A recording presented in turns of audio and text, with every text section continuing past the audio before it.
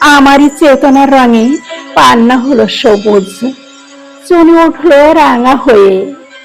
আমি চোখ মেললুম আকাশে, জ্বলে উঠলো আলো পূবে পশ্চিমে। গোলাপের দিকে চেয়ে বললুম, সুন্দর। সুন্দর হলো সে। তুমি বলবে, এ যে তত্ত্ব কথা, এ কবির বাণী নয়। আমি বলবো, এ সত্য। তাই এ কাব্য, এ আমার অহংকার।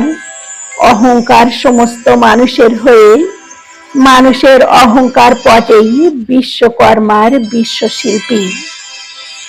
তত্ত্বজ্ঞানী জপ করছেন নিঃশ্বাসে প্রশ্বাসে, না না না। না পান্না, না চনি, না আলো, না গোলাপ, না আমি, না তুমি। ওদিকে অসীম যিনি, তিনি স্বয়ং করছেন সাধনা মানুষের সীমানায়, তাকেই বলে আমি। সেই আমির গহনে আলো আধারের ঘটল সঙ্গম, দেখা দিল রূপ, জেগে উঠল রস। না কখনো ফুটে উঠে হলো হা, মায়ায় মন্ত্রে, রেখায় রঙে, সুখে দুঃখে।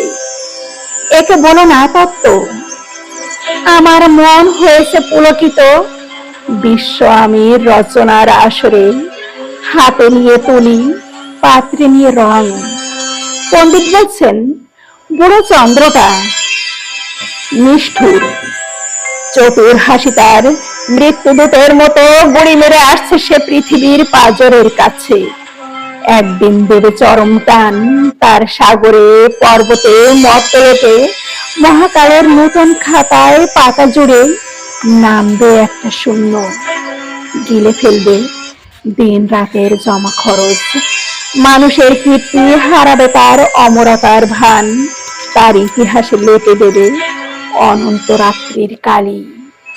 মানুষের যাবার দিনের চোখ বিশ্ব থেকে নিকিয়ে নেবে রং, মানুষের যাবার দিনের মন ছানিয়ে নেবে রস। শক্তির কম্পন চলবে আকাশে আকাশে, জ্বলবে না কোথাও আলো। বিনাহীন সভায় যন্ত্রীর আঙুল নাচবে, বাজবে না সুর।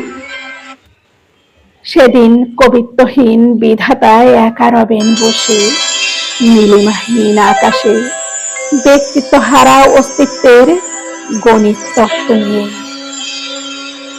তখন বিরাট বিশ্বভুবনে দূরে দূরান্তরে অনন্ত অসংখ্য লোকে লোকান্তরে